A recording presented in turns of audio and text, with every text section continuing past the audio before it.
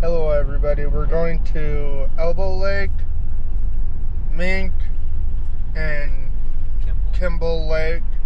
And before we do that, we're going to be letting a little friend go. We caught him in our yard. He is a little squirrel. Do you think he's a red squirrel? I think so. But we're going to be relocating him where he doesn't make a big mess out of our yard. And garage. And our garage. But he's a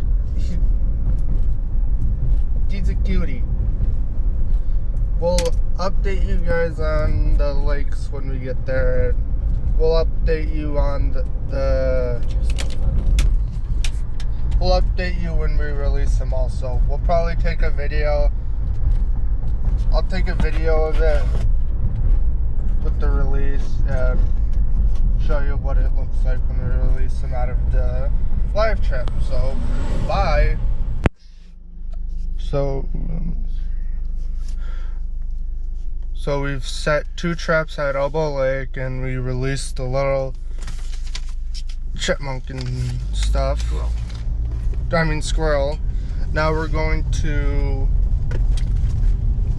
I think, Mink or whatever. Whichever one's first.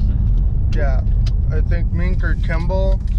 We'll set 2 traps there, then 2 traps at the next lake, and we'll be done for today. But we'll do an update tomorrow to see what we have in the traps for the 3 lakes, I mean. And we'll probably release the native species, but if we get any rusties, we'll have to keep them, but figure out a way to dispose of them, because the rusties are an invasive species and we can't keep them in our lakes because they will eat the native zooplankton that the native species of crayfish need to survive. So we'll update you when we get to the next lake.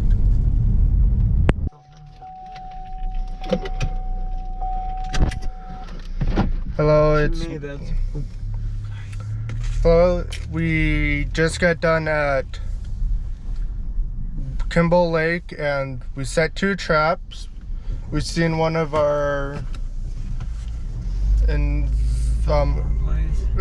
fellow employees, and we talked with him and stuff, and while we were setting traps and stuff, I found a little clear water crayfish and I got it by hand, but I released him because we didn't have anything to carry him in, and he's now back in his home, so we'll check to see if he ends up in the trap tomorrow. And now we're off to Mink Lake, which we've been there before swimming, and I know there's gonna be crayfish there because we went swimming there with one of our friends and I seen about 20 to 30 crayfish just swimming around. We should have brought our minnow nets, our bait nets. Yeah. So once we set the traps there, we'll be done for today. Then we'll check the traps tomorrow and we'll see if we get anything. I think this is Mink. That is Mink Lake, we think. Mink Lake is filled with different species. There's another species of minnows in there called stickleback, which they're not good for bait, but they're good for pets. And if we get some tomorrow in our live trap, we'll show you guys and we'll probably keep them. Signing off. So right now we are actually setting the traps, getting them baited up for setting them down at Mink Lake. And we will be putting them in the lake right over there. And we will see if we get anything. Probably tomorrow we'll be spending a little time at Mink Lake with our bait nets that we got to see if we get any creatures in the nets, and we might keep a few, we might release them, we haven't decided. So let's see. I'll show you your video from yesterday. Yep. So I will show you how we put the, make sure they don't open when they're in the water.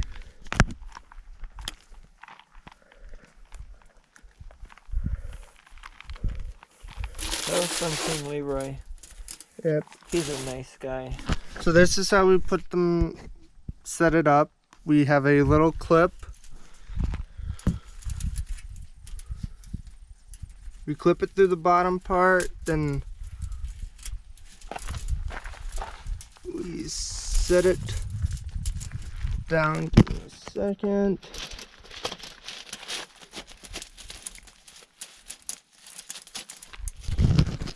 Then once we have it this far, we pinch, then it's secured, and then we go find an area to put it in. Let me get a picture of you here, Raymond. Okay. Hello everybody, it's me, Raymond, again. We are heading home to grab some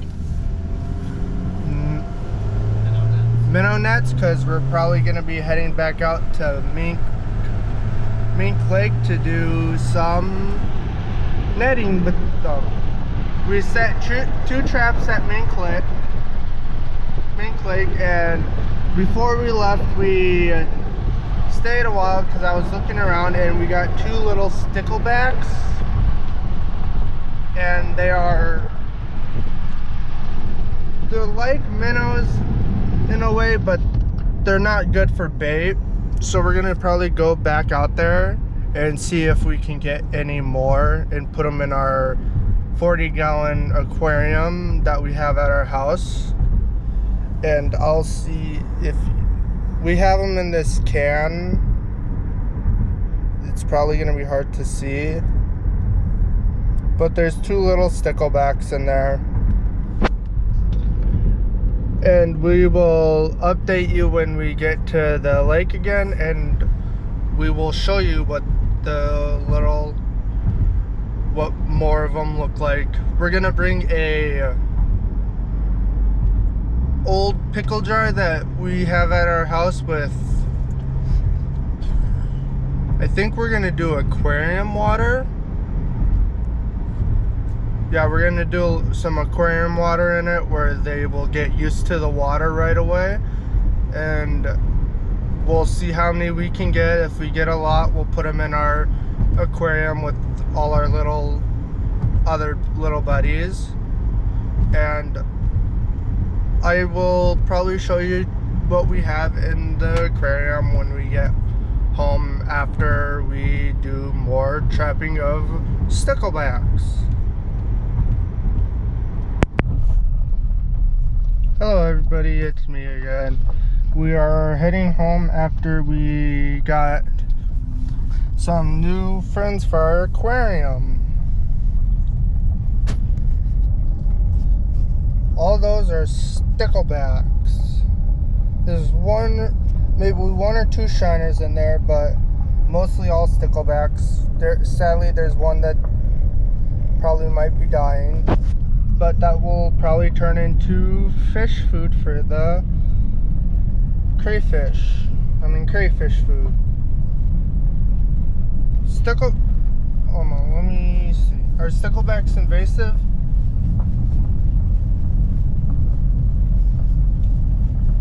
I don't know if sticklebacks are invasive species, They're but not. okay, I was just told they're not. but they're not good for bait because of their spikes on their back. But they're good little pets and stuff for being in an aquarium and stuff.